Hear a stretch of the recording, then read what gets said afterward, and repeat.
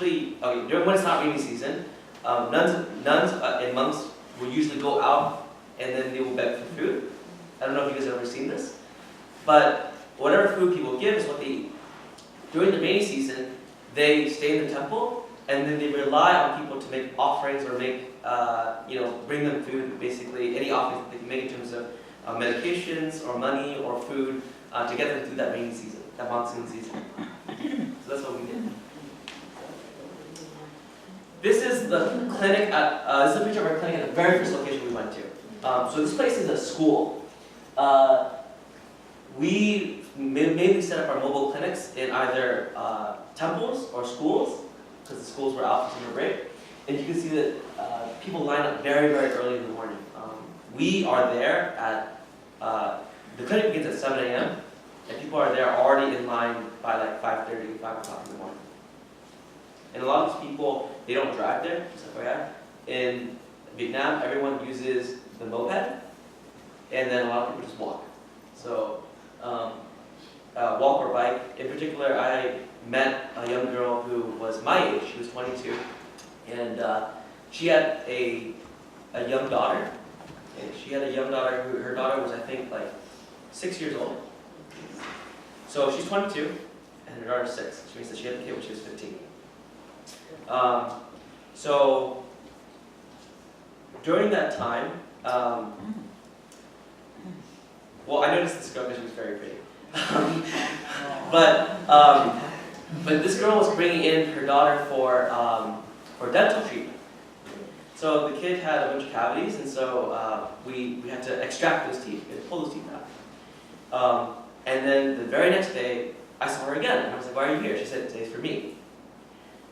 She had to walk 6 miles from where she lived to the location in the morning. Wait the whole day there. By the way, we don't give these people lunch, okay? So they wait the whole day there.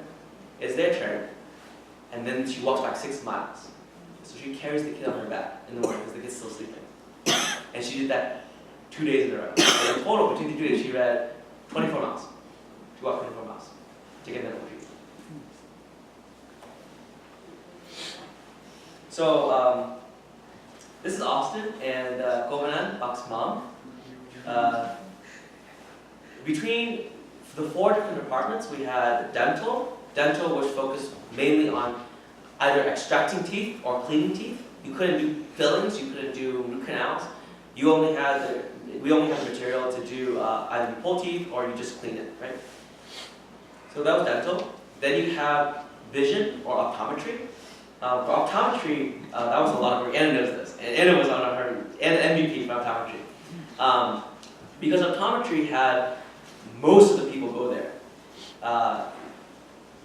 The vast majority of people, when they hear about going to go doing dental work, then they hear the fact that they have to get their teeth pulled, they freak out, and they're really scared. Because in Vietnam, they don't have pain medicine. If you get your teeth pulled, it hurts a lot. And we have the pain medicine, but they don't know that. And they don't believe us that it's not going to hurt. So, out of 1,000 patients we might see a day, maybe 200 of them will go over to dental, and then 100 of them will leave and go to vision. And then the other 800 people will also be vision. So vision will see a lot of people that day. When you go into vision, you do the whole eye exam thing. The optometrist has the machine that does the whole 1, 2. You guys know when you guys go to the optometrist, you do like, which one's better, number 1 or number 2, 3 or 4? Okay. We don't have the machine. We literally have to take up the 2 lenses. I have this picture later. There's a box, and you have to old school take up the lenses and hold it to their eyes and say number 1 or number 2. And then if it's like not good, okay, which one's the next one? Number 3 or number 4, right? You have to do it like that. So that's dental and vision. You have medical team, which is basically just the normal checkup. And then the 4th one, which is pharmacy. Okay, so pharmacy also, we give them medication, ibuprofen, aspirin. We also give them painkillers if they finish their dental procedure. And special on this trip, we also had OBGYN on this trip too. Okay? Huh? Oh, it's the woman doctor. Alright, so Bach wanted me to put this picture up. He had a story behind this picture. He's not here. Very long hours, so you're probably done now. Awesome, you want to start this? Or do you want to start? Okay.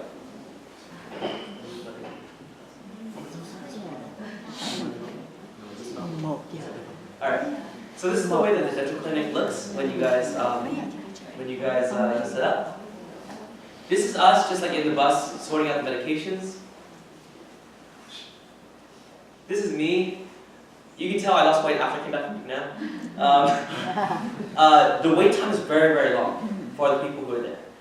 People often wait, even though you finish registration, you go in there and you wait for your turn because there's a limited number of people working. Sometimes people have to wait for up to like an hour, maybe even more, for their turn. So this is me just keeping some of the nuns in the monastery company during that time. Doing cleanings. This lady I actually got to meet because I was doing registration that day. If you were not look at that eye, she looks like a completely normal person. But during registration, I had to meet and talk to her and ask her what kind of eye problems she had. And she said that she really wanted to have surgery done on this eye, and she thought that we did surgery. But unfortunately we don't. And so we weren't able to do anything much for her besides give her eye drops. But she has a massive inflammation in her eye, to the point where her eyeball has swollen, and then this whole thing, her eyelid is really, really puffy, and the skin actually is sagging. It's not actually like taut anymore. It just sags and it's very stretchy. So this is her getting her eyes checked. This is one of the elderly lay people that we ended up meeting. All she wanted to know is, do we have any eye drops for her? A lot of these people, when we first met them, I spent most of my time with Vision. So a lot of these people would go up to you and they would say, I would ask them, can you see very clearly? And they would say, yeah, I can see clearly. And then they go in, they get their eyes checked, they realize they need glasses. Vision has, and this is Anna's job, Vision has several thousands. I think it was 5,000 total at the start. We have 5,000 total prescription glasses. Okay, prescription glasses with different brand prescriptions. Some of them are like, think about all the different combinations: +1, -1, +1, -2, all the different combinations. We had 5,000 of them, and Anna's job was to categorize all of them. And then, when the patient goes out there and give them the prescription, Anna's job is to go look for that one unique pair of glasses in 5,000 and give it to the person. Okay. That was Anna's job, and Nam's not here, but Nam was really, really good at it too. So both of them, Vision said that they couldn't have done it without them. So, yeah.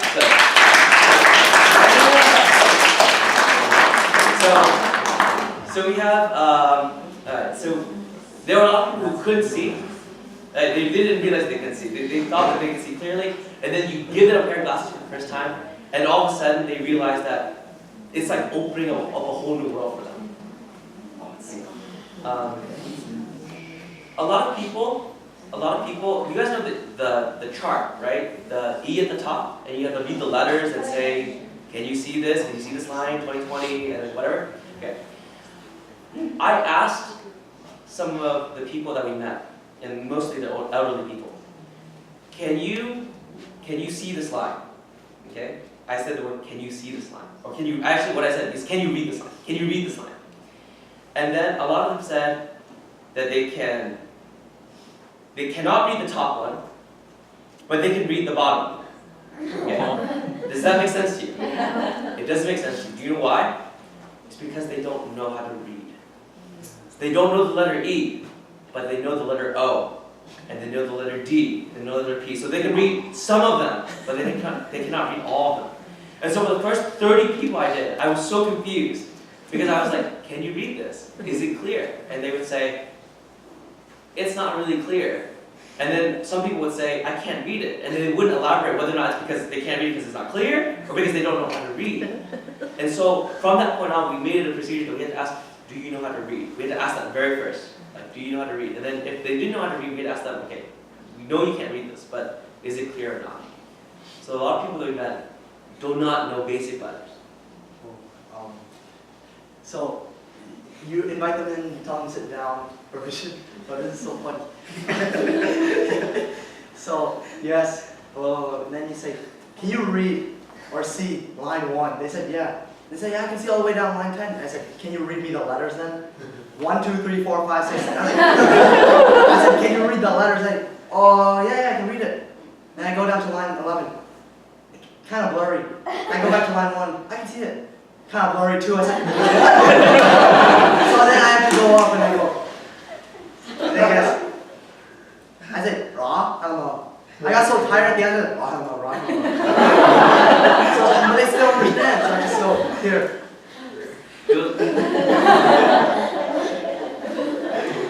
Man, I asked them, can you read the letters? Oh, They just see the numbers, like, yeah, they're all the same.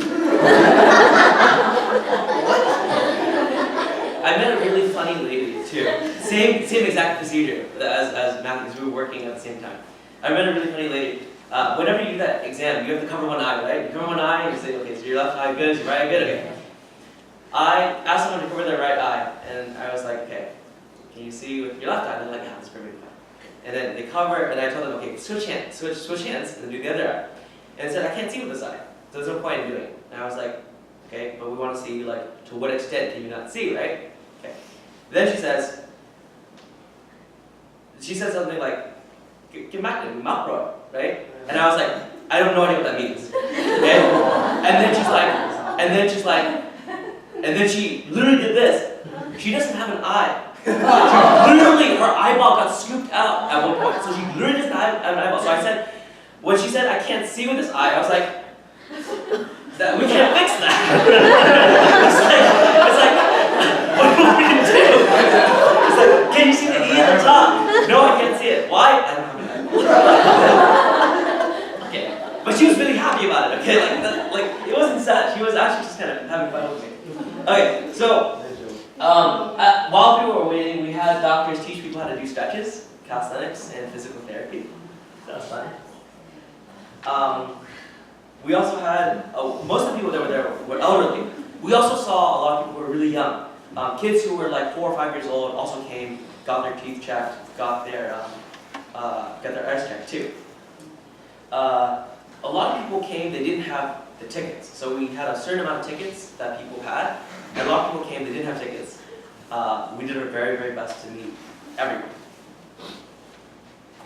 This is Justin, doing the AR.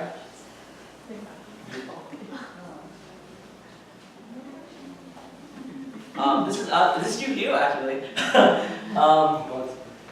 don't know if you guys know, but whenever you go to Vietnam, they ask you to take malaria pills because malaria is a thing in Vietnam, and so is Zika actually. So while we were there, we took medications when we remembered, and then our saving grace was QQ every single morning.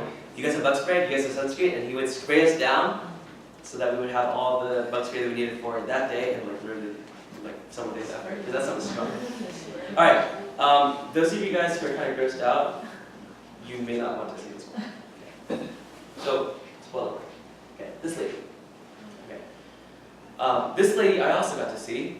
She did her eyes and her teeth.